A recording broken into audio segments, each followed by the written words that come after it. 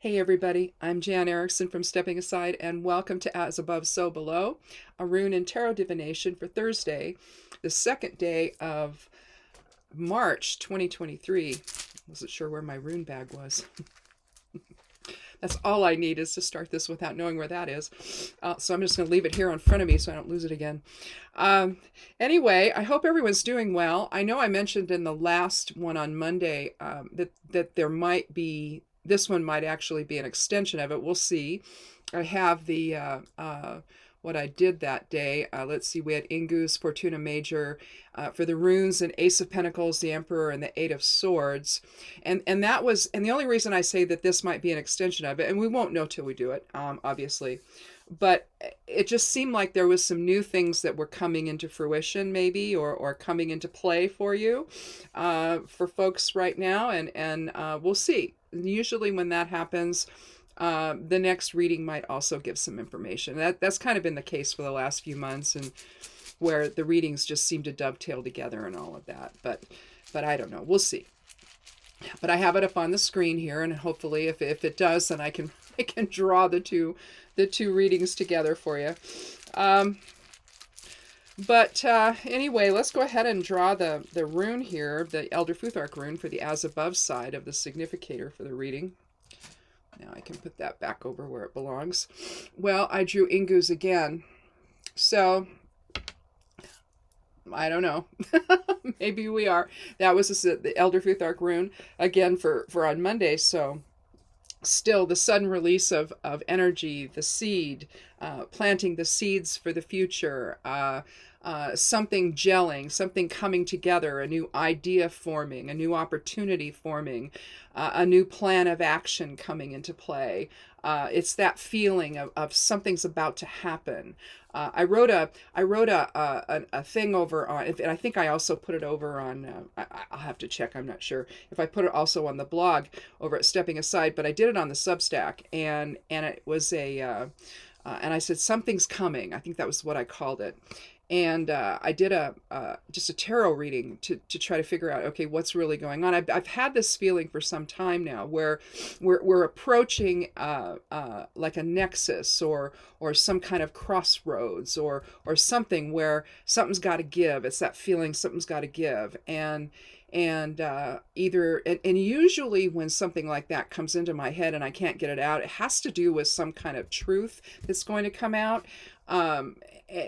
Either collectively or in our personal lives or what have you, but something hasn't been right, and now it's going to be revealed or something, the truth of it all. So I don't know. We'll see. And I had that feeling on Monday when I did this reading, when I pulled Ingu's the first time, and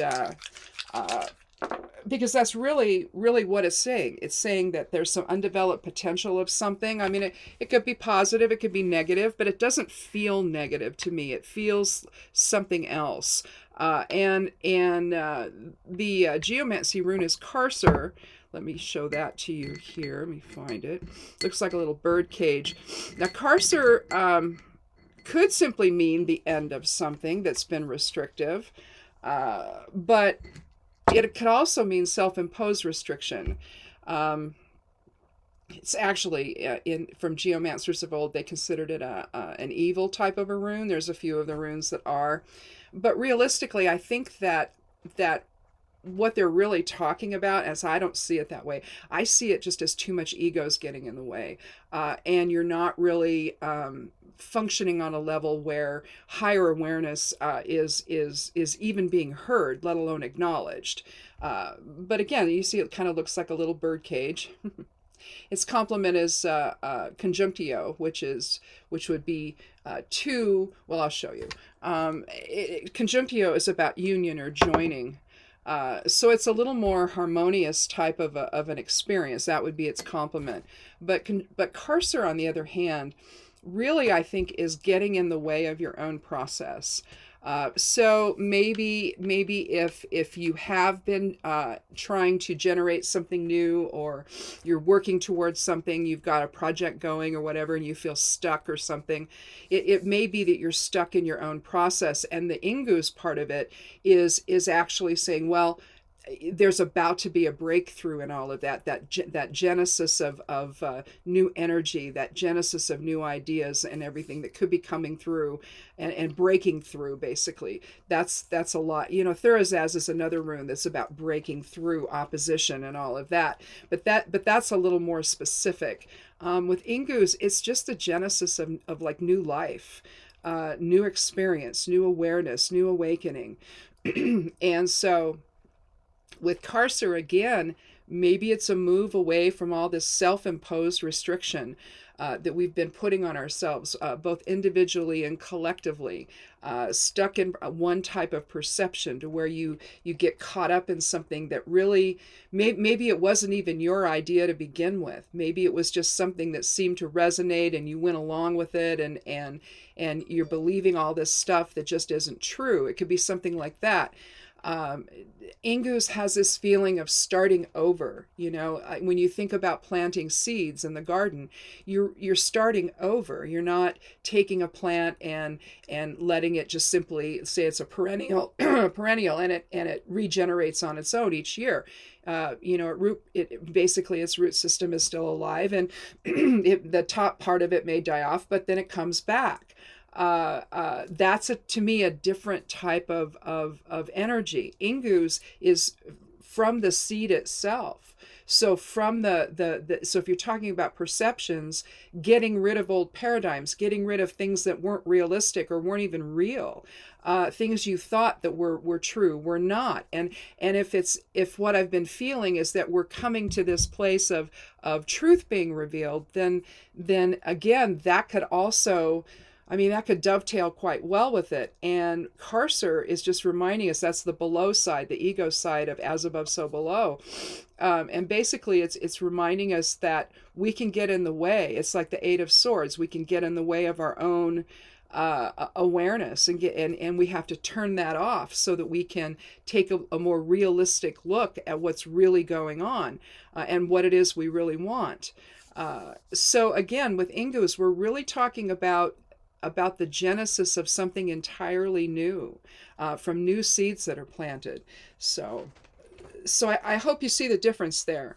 And dovetailing with Monday's reading, this could be a continuation of something that can bring a greater level of fortune or security. With the page of, or the Ace of Pentacles, you're looking at again there the genesis of new physicality, new physical reality. And that can have anything to do with maybe from the standpoint of material security, your job, your home. I mean, it could be anything that's part of our physical reality. So I sort of interpreted it as being a new opportunity coming your way, that you would have to, let go of perceptions, because we had the Eight of Swords last time. You have to let go of perceptions that might be holding you back, all the negative self-talk that is like, oh, I can't do that, or I can't do this, and when in fact maybe you can, and you're just telling yourself. I mean, everyone does that, so it's just something where you have to learn to listen to your higher awareness instead of that lower vibrational ego that we tend to be influenced by. So let's go ahead, though. We'll cut the deck and we'll see what the small cards are today. The minor, I won't say minor arcana, really. Well, we've got one from the court, the King of Pentacles. So again, we're talking again about the whole idea of physical security or physical reality. With the Pentacles, the suit of Pentacles, it's the earth element, and so it's really what's grounding us, what's our as well as keeping us whole, and the whole idea of material security. It just keeps coming through here. And when you look at the other two cards, both from the suit of wands, the Ace and the Two, I think that this really does dovetail with Monday's reading. Let's start with the Two of Wands. here we have a man who lately we've been getting the 3 of Wands, and so I always say, well, there's the guy who's standing on the top of the tower area or whatever, a bridge maybe, where he's looking out over the ocean. He's holding a globe in one hand, and he's got one staff in one hand, and the other's affixed to the wall here. It's almost like he's looking through, creating a doorway for himself into new experiences. And with the globe in his hand, it could be anything, right? You've got the looks like strawberries maybe, or it could be pomegranates and lilies. It's very difficult to tell right here what this is, what this particular thing is, but it could be strawberries, it could be grapes, it could be pomegranates. Looks more, with the leaf though, looks more like grape. So you see the red grapes there, and you see the white lilies. This is new growth. This is new opportunity. There's, with the lily, there's some purity involved, purity of motive. You can see some of the town here below. So clearly he's standing up either on a tower type thing, or he's or like a balcony maybe, or he's standing on top of a bridge maybe, where he's just looking out. You can see this cutaway here, and it really does look like a doorway. And so given that he looks like he's a merchant or a man of means of some kind, it's like, where am I going to go in the world? I have a decision to make. 2 is about decisions. It's about rationality. So it's about reason. So he has to reason all of this out and make the best decision possible for his future. Wands reflects the fire element. And so it's really, where is my will going to take me at this point? Where is my creativity going to take me? He could have gone through his training, and now he's ready to move on and to choose a new job, or to be an entrepreneur. This gives me more of an entrepreneurial type of a thing. So maybe he's trying to start a new business. Instead of working for somebody else, he wants to work for himself. But that's the decision that has to be made. And from Monday, we're really kind of looking at the same thing. The Emperor was part of that, and that was using the inner authority that you have, then the self-confidence that you have to make the kind of decision that you make for your future, to allow that energy of Ingus to generate something new, some new path, some new direction, some new ideas. And with Fortuna Major as the Geomancy rune, instead of Carcer, it's really talking about your greater fortune. And so is your greater fortune the ability to understand the need for material security with the Ace of Pentacles from Monday? Having the self-confidence that you need to make the right decisions for yourself and maybe your family. And then the Eight of Swords, turning off the noise, getting rid of the old perceptions, the old negative self-talk that keeps you from progressing forward. With the Ace of Wands, this would suggest once the decision is made, new ideas begin to flow. Here again, with the aces, we have the hand reaching out from the clouds, which is typical of the aces and the Rider-Waite. And this one instead is holding a crude club. But you see there's still life on it, isn't there? There's still little greenery growing from it. So it's almost like it's in its own Ingu's moment, with the genesis of some new idea, some new creativity, some new creative expression coming into play here. So again, once the decision has been made about what you want to do, and you've used the self-confidence from the Emperor from Monday, you've gotten out of the way of all the noise of the negative self-talk with the Eight of Swords, and you've got the Ace of Pentacles there saying, well, I need to go make my way in this world. I need to provide for my family. I need to contribute to that. These days, both parents typically do that, and so well, I don't know about these days after COVID, but basically you have I think a continuation today where it was clear that something needed to happen, and something was was generating. Excuse me. I was outside yesterday with up there with those cottonwood stuff, and my throat's all a mess this morning. If my cottonwood honey was done, I could use some of it, but it's not done yet. It's going to take a little while. But because I'm doing an infusion with honey as well, but that's going to take several months for it to really infuse into the honey, so I won't have that for a while. I'll have to find something else to take. But anyway, I think that this is just a continuation of not getting in the way of the process, of realizing that Karser could really be likened to the Eight of Swords from the last reading, where you really have to get out of the way of your own negative self-talk, your past perceptions, and realistically, something really new is about to happen. And in terms of manifesting something, the fire element is also about that manifestation of your will, manifestation of a new direction, a new level of perception, a new awareness even. And it all has to do with, again, how much abundance do you want to have?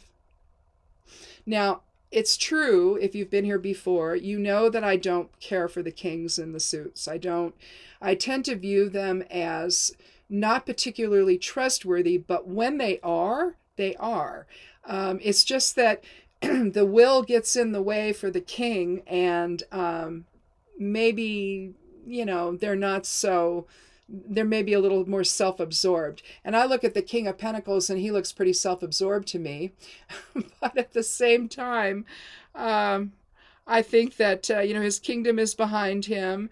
And it just reminds me really of the Four of Pentacles, where the king has got his back to the kingdom and he's holding tight to all of his money. He's stepping on them. Both feet have a coin underneath them. He's got one perched on his head or on his crown, and then he's holding fast to the other one. So I tend to look at that. You can look at that as well, don't spend the money. You don't really have the money to spend. You need to save it. But I tend to look at it as more being miserly, and because his back is to the kingdom, he's a little more caught up in his own stuff and he's not really thinking about them. But on the other hand, he could be presenting to the world, hey, we've got it going on here. We're doing well, and I'm willing to do what it takes to protect my kingdom, so don't come near us. I mean, it could be something like that as well. Four is about structure and all of that. So that could be that.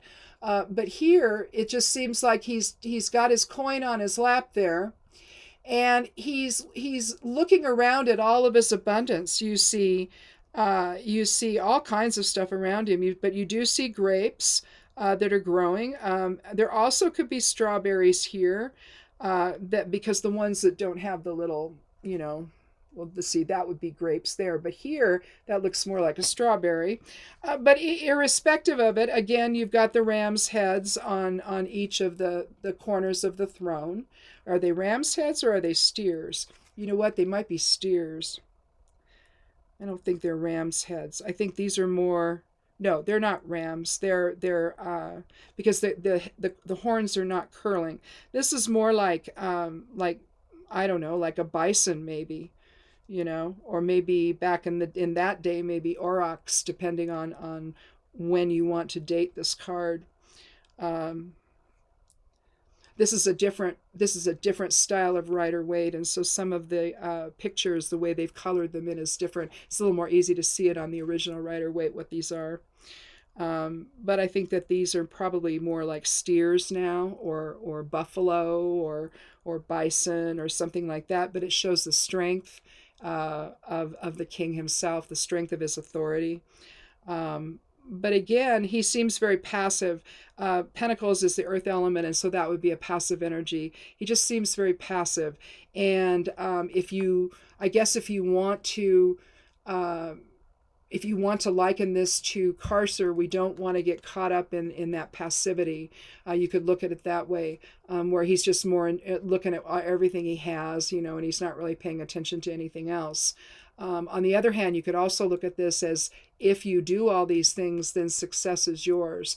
You can live a nice, quiet, calm life, passive life, if you will, because he's very calm. I mean, look at the look on his face. He seems like he's a little too calm for being a king. But he's got this financial security, you see, this material security that we could be looking for. So that could be one way we could interpret the king. The court cards are interesting because they can be interpreted one of two ways, or a combination of both. Either the older man in authority type of that type of interpretation, or all of the qualities that he may have. that anybody in anybody could have that's in a position of authority. And I just think that sometimes he's concerned with his legacy. He can be fearful, but he can also be steadfast and responsible. So if he's fearful of losing what he has, not so much about losing, I think, what the kingdom has, but what he has personally. And so I think that although it'd be better like with the emperor where you actually have the ram's heads here, this actually probably is going to take the place of the emperor in this reading. But again, not in the same way of having self-confidence and asserting your own independence and your own who you are to the world, basically. This one's a little more willing. The emperor is going to be a little more fire elementy. This one, of course, is not going to be. He's going to be more passive and not so willing to go out there and assert himself in a way that the emperor would, for example. This is more the receptive end of things. And so after all is said and done, and all this that you go through, letting those ideas gel, with the rune Ingus, with letting the manifestation, spring forth from it, having that energy of something new coming into play, of something new coming into reality, that spark of life. It actually dovetails quite well with the Ace of Wands when you're talking about the whole spark of life or the spark of creativity. That massive, it's like the Big Bang, where they say well, I look upon it as differently than that, but the Big Bang, where you had all this energy that went kaboom, and then there went the universe, right, into existence. That's what we're really the type of creation energy we talk about with Ingus, something coming into existence that never was before, and so it really can take you down a different path. The decision that you make may be coming from Monday's reading, where you understand what's going on here, you understand what needs to happen, and now you make the decision of what it's going to be, and then you let that creative spark flow from you, and really begin a new path, a new understanding, a new way of seeing things, however this wants to resonate for you, because it can be a lot of different things. It's things come from the idea phase, and then as they manifest, we can shape them, through being excited about it, and maybe having a lack of impulse control, so you may shape it that way, or your fear and doubt could shape it in a way where you never really realize its potential. And that, I guess, is the thing with Ingus. It's like the Fool in the major arcana. Taking that leap of faith into something that can really expand your horizons. But it doesn't have to necessarily be something that's a job. It could be that you're moving from one state of awareness to another state of awareness, where, again, if it's perception based, and it seems like with the Eight of Swords from Monday, as well as Carcer from today, how you see yourself in all of that. What are your perceptions? How do they define the decisions that you make, or the choices that you make, or who you hang around with, or the type of belief structure that you have? This could be surrounding that with the Eight of Swords from Monday. It kind of suggests, and also with Carcer, it kind of suggests that there's some perceptions in here that have been, are like a cautionary tale, if you will. So I think that this does hook into Monday's reading. It almost, like I say, it almost feels like, given that we have Ingus again today, there's still this genesis of something new. Having two aces, one, the Ace of Pentacles, which defined it as something that's grounding or material based, physical reality based, which again can be a variety of different things. It doesn't have to be your work. It doesn't have to be anything like that.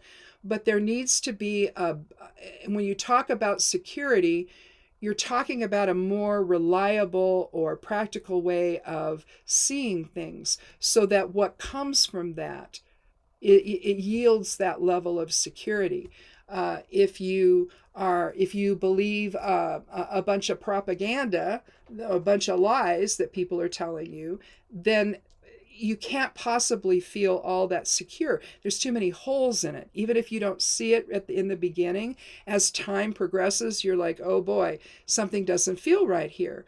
And I think that that's when you're looking at Carcer, you're looking at, I think maybe I've been going down the wrong road here, and maybe I need to let go of the fear and doubt. Maybe I need to let go of some perceptions that were holding me back. And once I do that, the bird can fly free from the cage. You're no longer caged inside of some type of weird structure that holds you back from accomplishing something, or giving yourself an opening to something new to happen. Maybe the path has to open before the genesis happens. So there's a choice that's involved there. And I think we see that in the Two of Wands here, where, how are we really going to manifest our will for something better in the future? Are we going to hang tight with what we have, hold fast to that? Or are we going to let some of that go so that we're no longer feeling this self-restriction? It's like, well, I can't do that because I'm supposed to believe this. It's like, well, but what if the belief is either, maybe it was valid in the beginning, but right now it's no longer relevant. You see what I mean? So it just seems to me that it's kind of exciting really having Ingus for both Monday and today. That type of powerful runic energy there that comes from higher self, that is saying, you can have more than what you have if you would stop limiting yourself.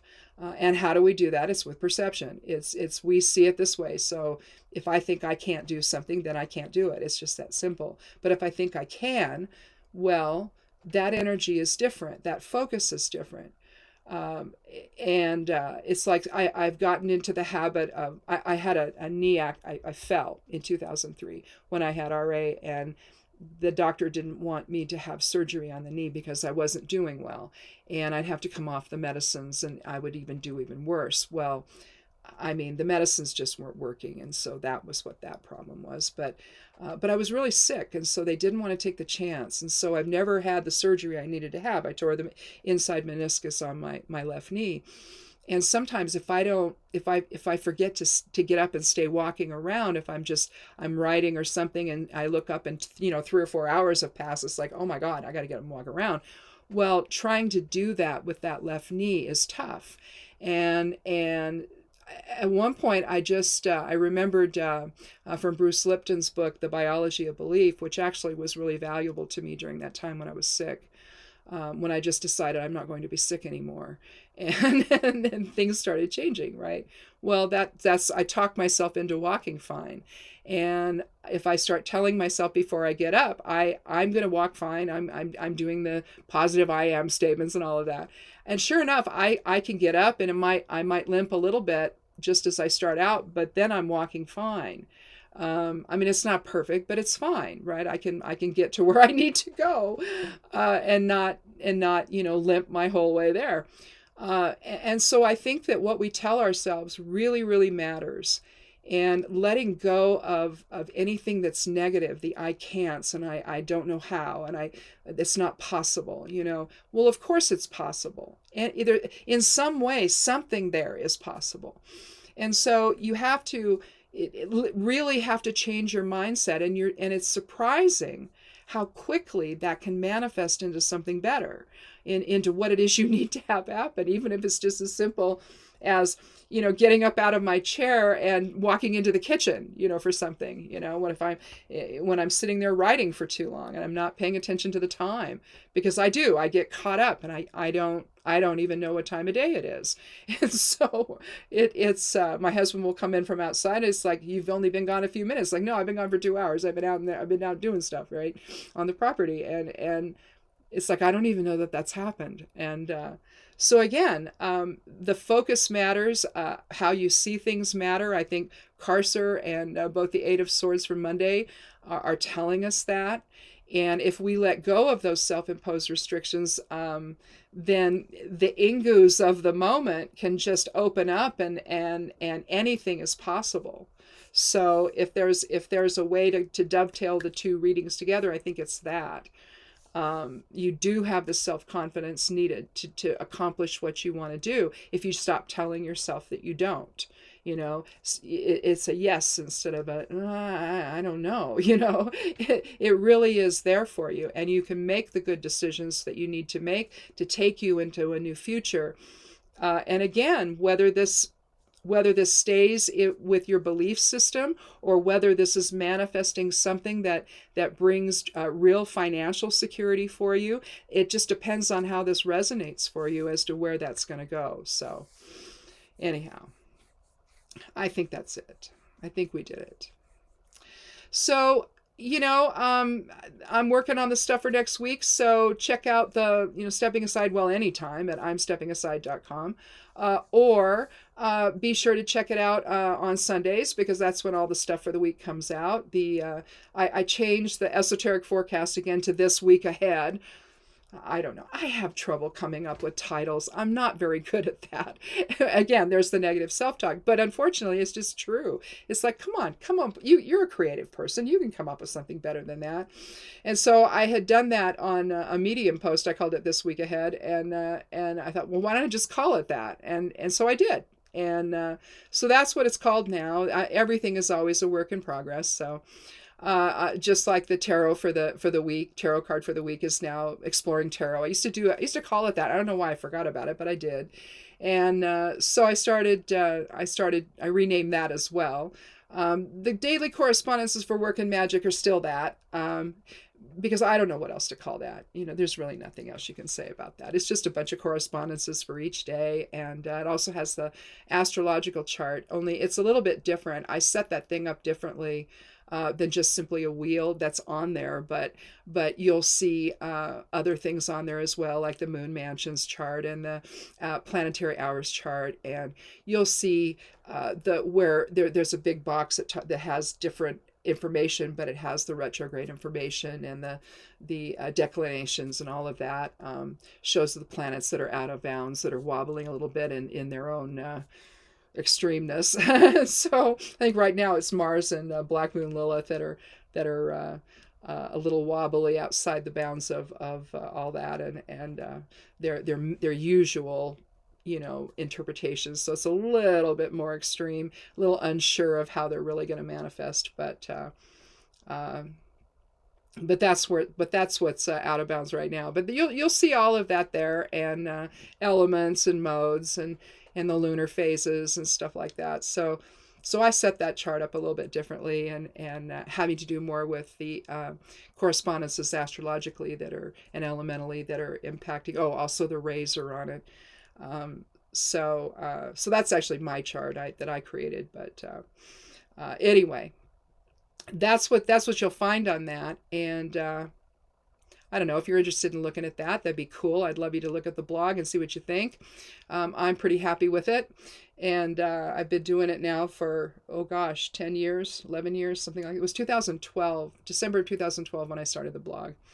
And so it's been a lot of fun, and I enjoy it. And sometimes it goes offline for a few minutes. I've talked to my hosting company.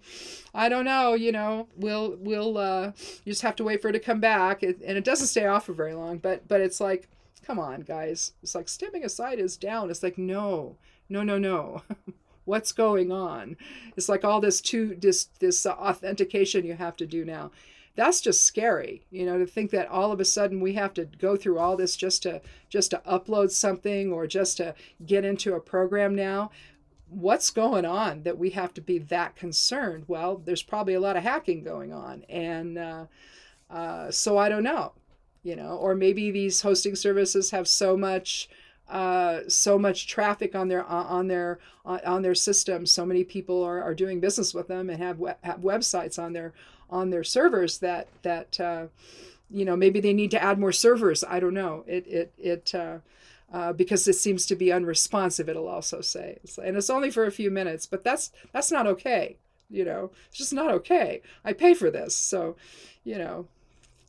But anyway, it's still a fun place. I like doing it, and I make changes periodically. I changed the background theme this, I don't know, a couple weeks ago, and I like it real well. And I don't know, change is good. So anyway, thanks for watching. And again, if you don't remember the website name and address, it's Stepping Aside. The web address is imsteppingaside.com. You can find me over on Substack. You could also find me on Patreon if you want to follow me those two places.